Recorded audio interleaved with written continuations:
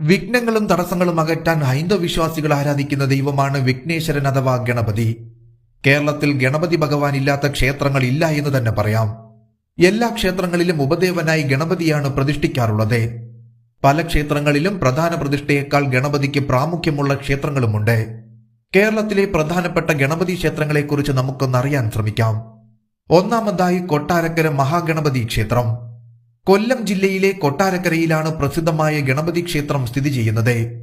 പരമശിവനാണ് ഇവിടെ മുഖ്യപ്രതിഷ്ഠയെങ്കിലും ബാലഗണപതിയുടെ പേരിലാണ് ഈ ക്ഷേത്രം അറിയപ്പെടുന്നത്. പെരുന്തച്ഛനാണ് ഈ ക്ഷേത്രത്തിലെ ഗണപതി വിഗ്രഹം പ്രതിഷ്ഠിച്ചത് എന്ന് വിശ്വസിക്കപ്പെടുന്നു. ഗണേശ ചതുർത്ഥി ഇവിടുത്തെ പ്രധാനപ്പെട്ട ആഘോഷങ്ങളിലൊന്നാണ്.